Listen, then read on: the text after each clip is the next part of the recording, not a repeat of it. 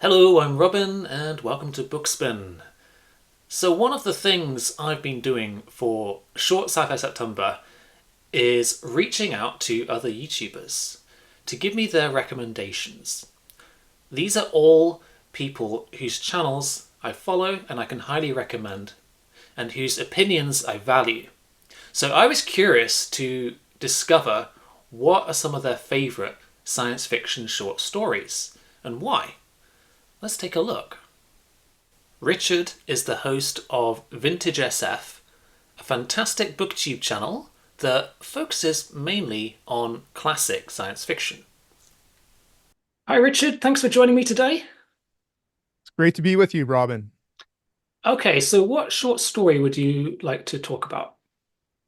Well, when you gave me this assignment, I was actually just reading uh, the Science Fiction Hall of Fame, Volume 1, 1929 to 1964. It is the Nebula Awards came about in the late 60s, and they put together this anthology of ones that were before that time. So these are the best of short stories according to the let's see here, the members of the Science Fiction Writers of America. So it's a wonderful book. And in here, I had a story that had read before as a novel, and I didn't even realize it was a short stories, and that had been Flowers for Algernon. But what it made me think of, because I want to give you some stories perhaps that your viewers hadn't heard of before, it made me think of stories that uh, sort of pluck at your heartstrings, stories that had a real emotional punch to them. We're used to ideas and stories, but some of these ideas can also have an outcome that is quite emotional. So I'm going to give you two stories that have that. The first one is called Light of Other Days by Bob Shaw, 1966. And it was collected in a fix up novel called Other Days, Other Eyes, where it uses that story, but it goes beyond that and it actually forms it into a novel. But I'm going to talk about the short story itself. I'm just going to read a little paragraph from the story here to explain the concept or novum that is used in this one. Light took a long time to pass through a sheet of slow glass. Slow glass is the concept here. So light took a long time to pass through a sheet of slow glass. A new piece was always jet black because nothing had yet come through. But one could stand the glass beside, say, a woodland lake until the scene emerged, perhaps a year later. If the glass was then removed and installed in a dismal city flat, the flat would for that year appear to overlook the woodland lake. During the year, it wouldn't be merely a very realistic but still picture of the water. It would actually ripple in the sunlight. Silent animals would come to drink. Birds would cross the sky. Night would follow day. A season follow season. So what you have here is something that retards the light coming through the glass, and it could be a variety of times. The thicker the glass, the longer the time. So it could be, let's say, 10 years. And glass was valued that could be in sync. And that meant that it would be in sync with the sunrise and sunset and the seasons, because then that would match what you're seeing in your flat. Could be in a basement, could be in a prison cell that you would see it. So it was a wonderful commodity. So the story starts with two people driving out into the country, a man and a woman, and the woman is pregnant, and there's some marital discord happening, and they're going to see a slow glass farm. It's a farm set in front of a very picturesque loch, and all these pieces of slow glass are facing out into that loch. And so they drive into the farm and they start talking to the farmer about his slow glass, asking him how much it is, and they want to buy one and bring it home. And as they're talking to the farmer, they also see into his house there and they see his wife and child, but something is strange. They actually wonder if the wife and child are blind or if they just can't see them. What's going on? And as the story progresses, we come to a realization of something that just changes the whole paradigm of what we're seeing. and something new that we understand about slow glass. And that's where I will leave it because otherwise I'll ruin the ending for you. But the title Slow Glass also comes from a Thomas Moore poem where it says, "Oft in the stilly night, ere slumber's chain has bound me, fond memory brings the light of other days around me." And that can give you a feel for this story. It's a very uh, emotional, melancholy type story in the end. So I'm not sure if you have any questions on that one, but that would be my teaser for it. You've certainly intrigued me. I think that's a fascinating premise. I do have a copy of Other Days, Other Eyes, which I haven't read yet. I've been meaning to read it for quite some time, and I'm I plan to get around to it in, well, sometime this year. So, but I didn't know that it came from a short story originally. In fact, Other Days, Other Eyes has a couple of short stories worked into the framework of the novel. Okay, all right. So it's a fix-up novel. Um, and I've read a couple of Bob Shaw novels before, and I think one thing that I really admire about him is he has some of the most intriguing ideas within science fiction. Uh, it, I've only read two novels, but that's the impression I got, and I definitely want to read more of his work. I definitely agree. And I think this is actually one of his best written stories in terms of his prose. And that even takes it to another level. John hosts the channel News from the Gelding. Not only are his book reviews and book hauls very entertaining to watch, but he's also written and published his own fiction. Earlier this year, I really enjoyed his self-published sci-fi horror collection, Dark Matter: Tales from the Darker Side of Science Fiction. Hi, John. How's it going? Hi, Robin. Yeah, great. Thanks. Thanks for asking me on. Okay, it's a pleasure to have you here. Oh, cheers. So, what do you want to talk about? Okay, so yeah, I've got a couple of short stories I want to talk about. Got one from Arthur C. Clarke, quite an old one back from 1955, and a Stephen King one from 1985. So got 30 years between the two there. Yeah. Oh, fantastic. So, which one do you want to start off with? Okay, we'll crack on with the Arthur C. Clarke one. It's called The Star. And I think it was first published in, I think it was 55, and then it won the Hugo Award the next year in 56. So it's quite a beauty, actually. It's only 2,500 words long, but I first read it when I was 17. I'm 44 now, so it's quite a long time ago. I've never read it since, but it's always stuck in my head. And I read a load of his stuff off the back of that. But basically, I've got to be careful not to give too much away here, but there's an amazing punchline at the very end of the story. But basically, we've got some kind of survey ship and it's going way out. I think it's 3,000 light years away. And they're investigating the remnants of a supernova, which has completely decimated the solar system. They think there's nothing there at all, but there happens to be one single planet that survives kind of on an orbit that would be around where Pluto is. And amazingly, there's a vault there. So the population that lived, there was a planet nearer their sun, a thriving culture, and they knew that there was going to be an impending catastrophe. They knew they were all going to be wiped out. They didn't have the technology to leave their system. So they spent their final decades chronicling all of their cultural artifacts, poetry, video, all kinds of things. And yeah, I just loved that initially, the idea of this remnants of a civilization that disappeared over thousands of years ago. And along with the crew that's doing the surveying is a Jesuit priest who's the astrophysicist. And they discover something buried within this vault. and it has far-reaching implications for back on Earth and Earth's past. So that's pretty much it in a nutshell, but it really is mind-blowing stuff, and it's always stayed with me. Oh, fantastic. Yeah, I have heard of that one. That's not one of his that I've read. Um, I've not really read a lot of his short fiction. I'm more familiar with his novels. Yeah. So yeah, I'll have to look out for that one.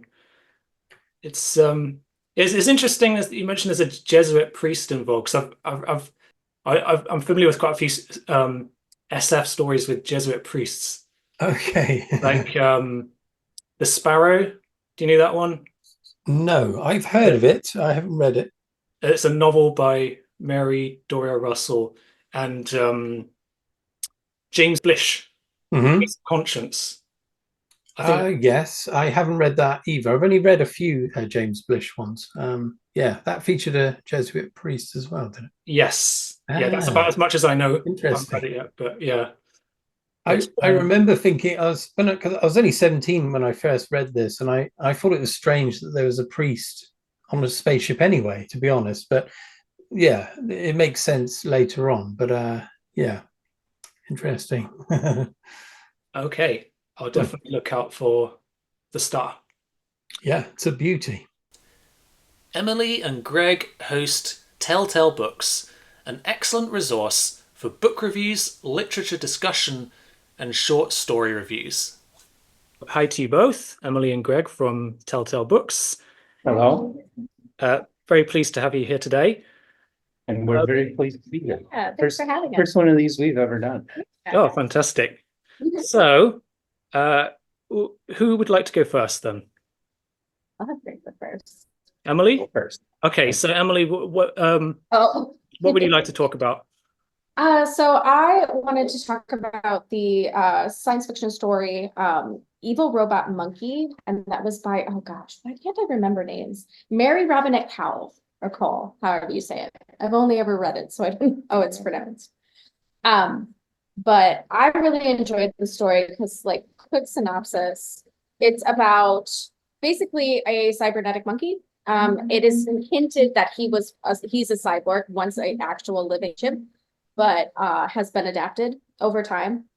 We are not given reasons why. It's like a 3-page story, so there's a lot to unpack in such a small amount of time. But what I really loved about it is this chimp is kind of caught between being too human to live with other chimps now because of his cybernetic adaptations, but too chimp to live with humans. So he's kind of caught in his own enclosure, and he's caught between having very human emotions, but still very primal instincts. And so in the story, some school kids are coming to visit him, but he had not been informed. The kids are making fun of him through the glass, and he's making pottery. So he's choosing to he's getting so angry at these kids for being disrespectful to him that he throws his pottery clay at the glass and makes rude gestures at the teacher and children who are visiting.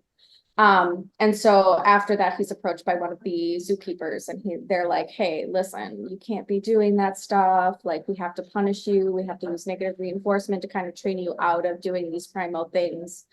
But really all this chimp wants to do is focus all of his primal instincts into making his art, which is his pottery.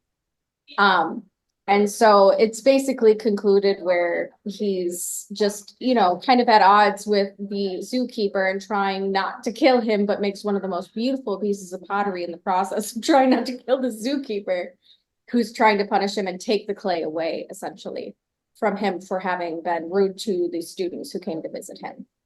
And the story kind of abruptly stops at that point, basically. It's a good stuff. Without giving too much away.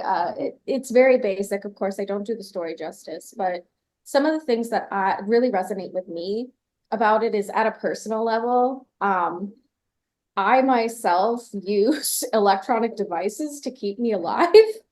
Mine are a lot more obvious, I think, than depicted in the story.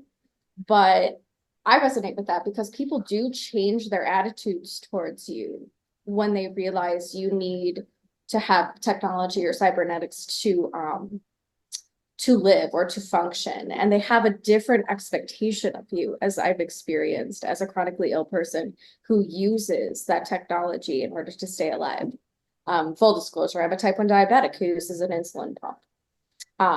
And when people encounter that, they have a very different attitude towards you as a person. They make a lot of assumptions about you and like your intelligence, because a lot of people are not very tech savvy. They also make a lot of assumptions because you have a chronic illness. So I kind of resonated with the monkey in that. I also resonated with the chimp in using art as a means of coping with destructive behavior. I also have severe depression personally, and I use a lot of making, like I make jewelry, my graphic design. Sometimes I just design things for fun. I do a lot of making as a form of therapy to kind of help me cope with a lot of negative emotions and things. So on a personal level, I really resonated with this story. But what I really like is kind of the extreme version of dehumanization that it speaks to, how we treat things that are different, and how our expectations are different based off of what we perceive and then the behavior we encounter as a society. So I think that really is well done in this story for how short it is, and how we're dealing with basically a chimpanzee who he's not chimpanzee enough to be with his kind, but he's not human enough to be with the humans either, which are the creatures he most resonates with as a primate. So just kind of how society tends to isolate and dehumanize people for having different views or being viewed, having disabilities even, or having different abilities, being geniuses or savants even, like how that isolates you in a lot of regards. Also to artists, how artists are isolated often as well, because people are so either dedicated to misunderstanding them, or, you know, they misunderstand the methods by which artists create. So a lot to unpack in that very short story, but very interesting to sit and ponder about the human condition. Great. That sounds really interesting. Yeah, it sounds like quite a deep and compelling story for such a short tale. It is. Yeah. So was that a recent publication? Where did you read that? So I read it in the 21st Century Science Fiction compilation. I actually purchased this from a thrift store. It is a withdrawn library book, and a lot of my great literature I discover is from thrift stores because, you know, I'm thrifty, and there's a lot of really great books that people get rid of, and they're great little treasures. After taking part in 2 very enjoyable buddy reads this year with Bart from Bart's Bookspace, I was keen to connect with him again to hear his short story recommendations. Hi Bart, how's it going? Excellent. Thank you, Robin, for inviting me to be a part of this video. I'm super excited. Okay, so what have you got for us? So, well, I'm really excited for this short conversation about short stories. I think, just a quick, maybe it's a hot take, but I think short stories to science fiction are essential, and maybe more so than in any other genre, to understand the history from its pulp beginnings to where it is right now. I think one has to read short science fiction stories. So I do have 2 books and 2 short stories that I wanted to highlight from both of them. There are 2 books from 2, in my opinion, giants of the genre: Stanisław Lem, near and dear to my heart, and Harlan Ellison. And we'll start maybe with Harlan Ellison. The 2 authors could not be more different from one another. But Harlan Ellison, I think, needs to be talked about when we talk about short stories, because he wrote, I don't know if it's true, but I read somewhere that he wrote like over 1,700 short stories. So a highly prolific author when it comes to the genre, for sure. And this story that I wanted to mention, the name of the story, of course, is I Have No Mouth and I Must Scream. He wrote in one night, in one sitting. So that's pretty impressive. It's not a very long story. You can definitely read it also in one sitting very easily. And it's probably the most dark, disturbing stories that I have ever read. It's a depressing tale for sure, but it's powerful. it punches you in the gut. It's a cautionary tale also about AI, which when he was writing had, I think, a much different resonance than it does right now for us. I think it's much more present in our lives. Obviously, the thought of apocalypse created by artificial intelligence. So with no spoilers in this story, the story starts already in a post-apocalyptic setting. The world has been wiped out. Humanity has been wiped out, other than 5 people. So we met this group of 5 people at the beginning of the story, and they're being tortured forever. It's been 100 years of torture. They're unable to do anything about it. The artificial intelligence, which calls itself AM, and this is an interesting thing that you're gonna have to read the story to find out why it's AM. That artificial intelligence is torturing these humans for its own pleasure, essentially. It's deeply, deeply disturbing, but not without hope for human spirit, I suppose. There is a moment in this story that really, for me, kind of showed that human spirit can prevail in the most difficult, most unimaginable of circumstances. I think no other short story, can highlight this type of horror in a way that really seems almost realistic at the same time. So fantastic, dark, disturbing story. Have you read it, Robin? Have you read I Have No Mouth on My Screen? No, I haven't. I've heard of it. Oh, you have. Yeah, it's one of the most famous short stories ever, and it's in my list of shame. But I do want to read it. Can I ask, what is the title of that collection you've got there? The Greatest Hits. So this is a recent release. Yep. Okay. Harlan wrote this story, I Have No Mouth on My Screen, in 1966. This is a collection of his stories. There are quite a few good ones. I haven't read the whole thing, and that's the great thing about short stories also. You don't have to like sit and read the whole book. Each story is self-contained. What makes science fiction so amazing is the fact that it's ideas driven, right? And short stories are perfect for that, because you don't have to build characters for a very long time, develop them. You can say something profound, have a lot of fun within, 15, 20 pages, and it works. I think that's why science fiction short stories are so essential, in a way that maybe they're not for, I don't know, fantasy. I could be wrong about that, because I don't read fantasy, but that's my feeling. No, I agree with you on that. I think it's a form of literature that works especially well for sci-fi and also horror, I think. Yeah, I've read some great short horror stories, and from the sounds of it, this story combines a bit of horror as well as SF. So yeah. Well, I think at its heart, it is a horror story set in a science fiction world, a future world. But it is horrific. It is scary. It's disturbing, difficult to read, perhaps for some.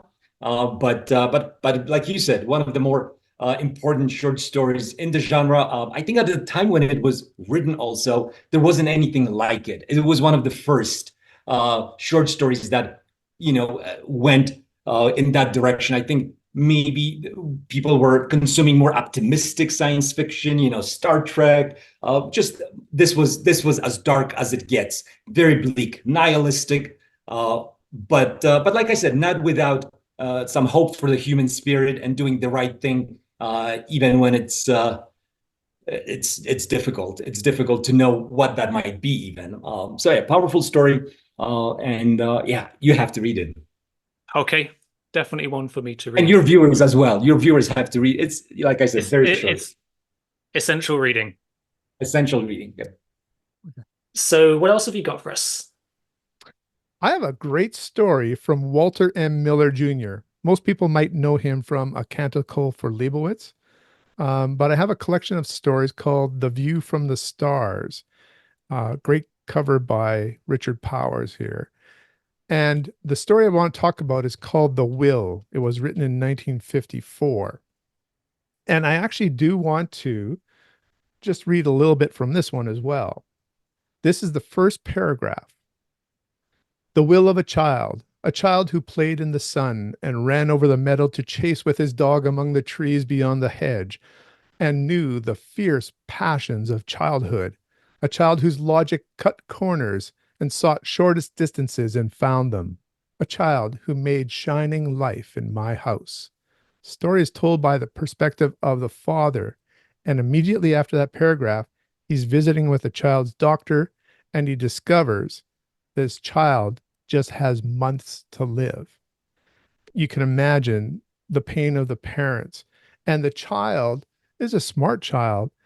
Even if they wanted to hide it from him, he knows that something is wrong, and he realizes that he's only got months to live as well. This child loves science fiction. He loves a science fiction TV show in particular that deals with Captain Kronos. Kronos, time. So time travel is part of the show.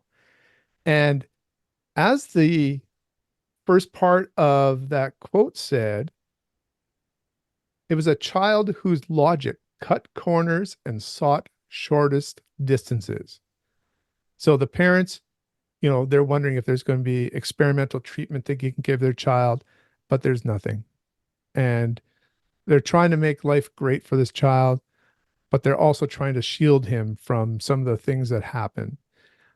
The child, though, has some ideas. And we see that he's a stamp collector and loves to collect other things like autographs, etc. And so he tries to get in touch with the TV star who is Captain Cronus, and in fact succeeds. And Captain Cronus visits their house by surprise. Certainly surprises the parents, and they realize we don't want this media attention on our child who is going to be dying or is dying. But it continues a little bit on in that vein. And then we discover that the child is doing something in his room that the parents don't know anything about and has snuck out at night occasionally.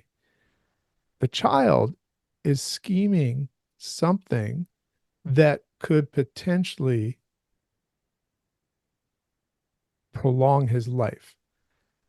And you have the clue that there's a Captain Cronus, a fictional character, and this is a child who has shortcuts to coming to solutions. And it is a very fascinating time-related solution that he comes up with. But it's also, once again, a tugging at the heartstrings of the parents.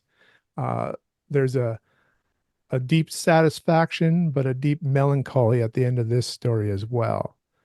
And so any of your viewers who are parents of a child or a father of a child, this story is really going to hit home. In fact, it might almost be a little bit too much. It might be almost to the mawkish side of things, but I loved it and I recommend it. Okay. I have not heard of that one, but it sounds very interesting. Okay, so the second story it was first published 30 years after Arthur C. Clarke's The Star, by Stephen King, and it appeared in his Skeleton Crew compilation of short stories in 1985, I think. And this one is Mrs. Todd's Shortcut.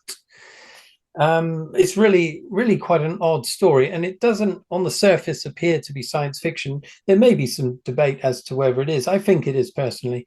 But basically, it's the story. It's odd because it's third-hand information. So this elderly gentleman is sitting at a gas station, and his friend, who's a caretaker at a kind of affluent couple's log cabin somewhere, he's telling him the story of the wife, and she disappeared 5 or 6 years ago. But he's telling an interesting story about her. Not so much initially about her disappearance, but the fact that she was obsessed with getting from point A to point B in the quickest way she could in terms of distance. So she has this little, I think it's a Mercedes, it's like a little sports car.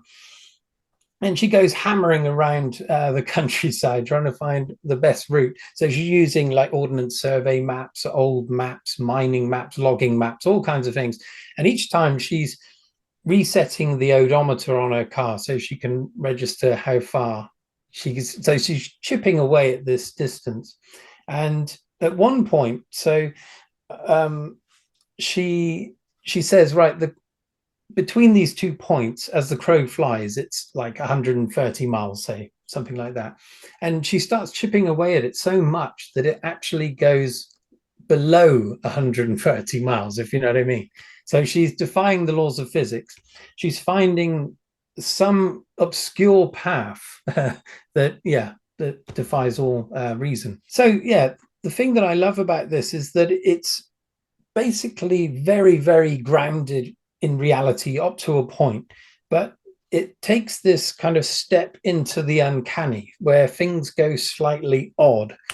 So we are kind of privy in this third-hand way of part of this journey that she makes, because the caretaker goes along for the ride, and we know that things aren't quite right. And the very best part of it was, he notices that there's a sign on the side of the road that says motorway B.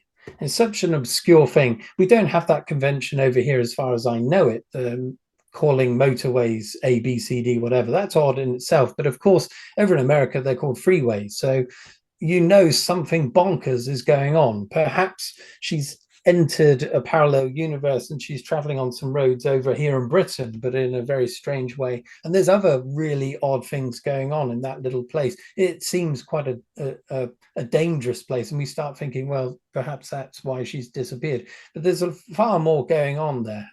But it's things that are being suggested. It's quite subtle, but it really gets you thinking. And as ever with Stephen King's writing, it's so beautifully written and it just flows wonderfully. Yeah, I've read that more than once, a few times now. I absolutely love that story. Okay, now I must have read that one.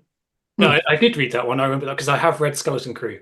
Right. But it was a few years ago, and when you mentioned that title, I couldn't remember it, but then you described it to me, and you're kind of bringing it back to me, and I think I remember it now.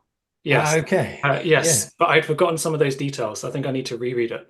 I suppose, yeah, it didn't have quite the same impression on you, I guess. No, it was a good story. I think it didn't stand out to me as much as some of the other stories from that collection, I think. I remember very clearly The Mist. Oh yeah. Yeah. Brilliant.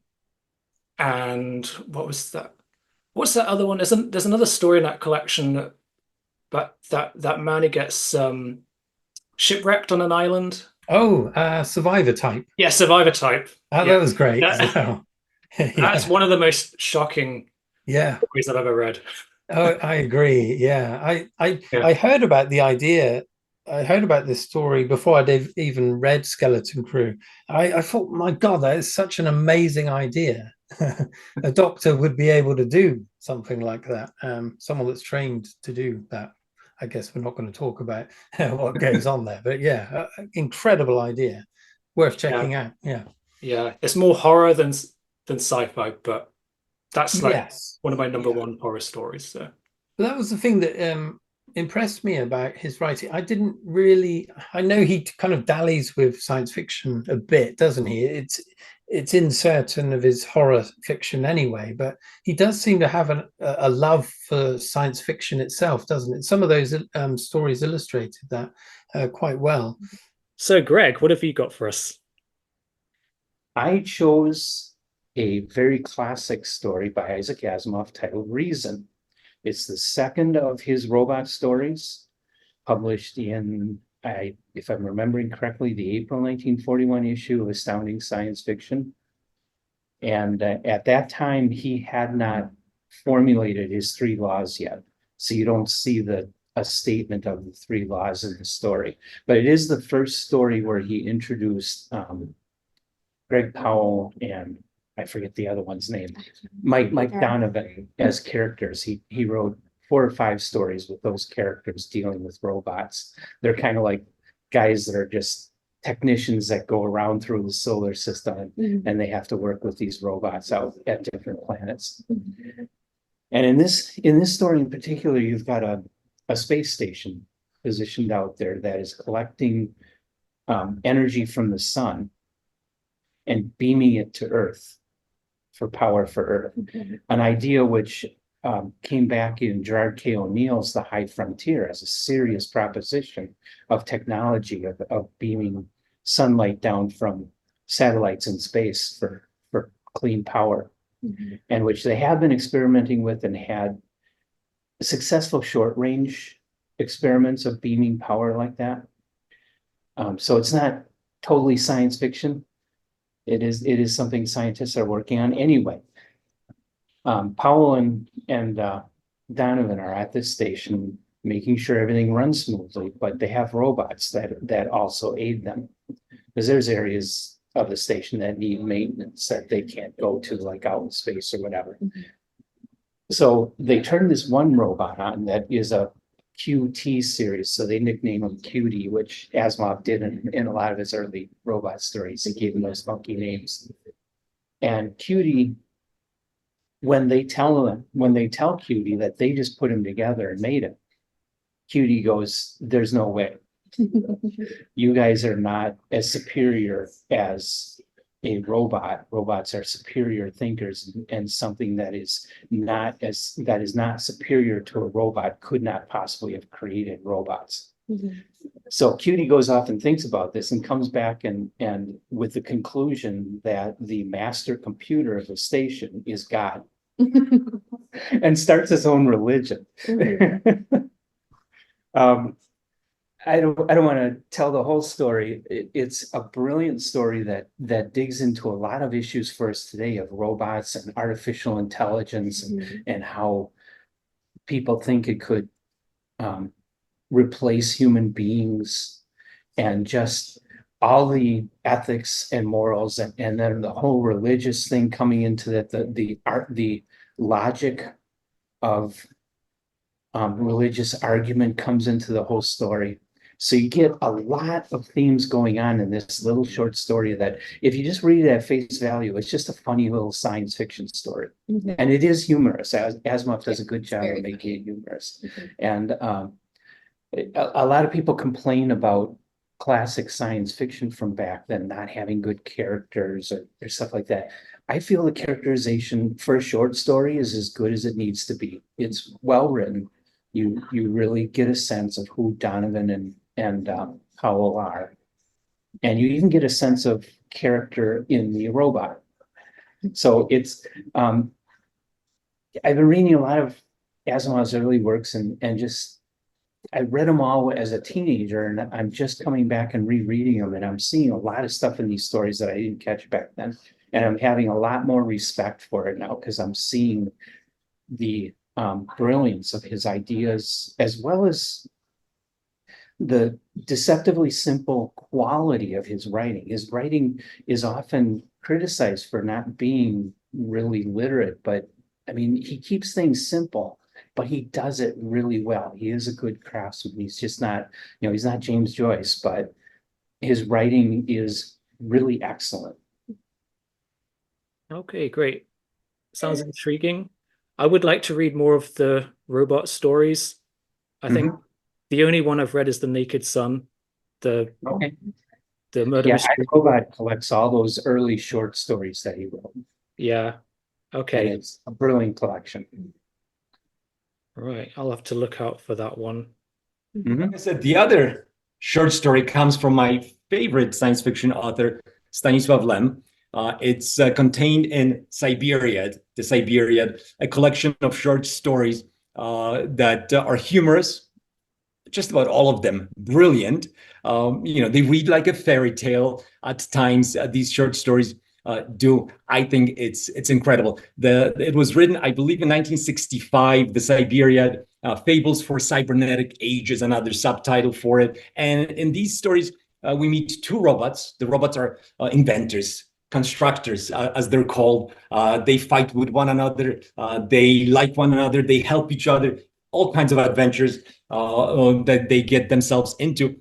And the one that I wanted to talk about here is an awesome story, very short. The title of the story is Jak ocalał świat. That's the original Polish title, Jak ocalał świat, which translates into How the World Was Saved. And in this story, one of the two robots, they have funny names. Truller is the name of one, and Clapatius is the other one. One of them is very optimistic and always, you know, a go-getter, believing in that they can, and the other one is just the opposite. So they have also very fun kind of play between the two of them. And the optimistic robot in this story created a machine that can do anything, create anything, as long as it starts with the letter N. Well, Clapatius, the one that is not always on board, starts to question whether this machine can really create anything, and tries to, you know, put it to the task. Everything goes well until Clapatius asks the machine to create nothing.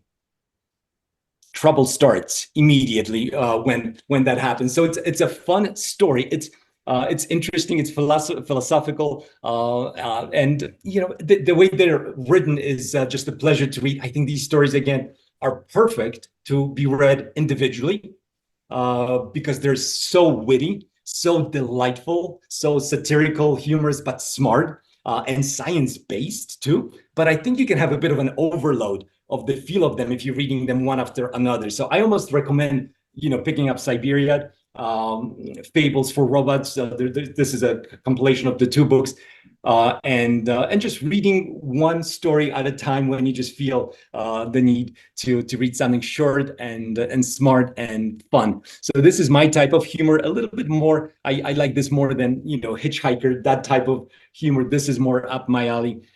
Fantastic. I recommend How the World Was Saved.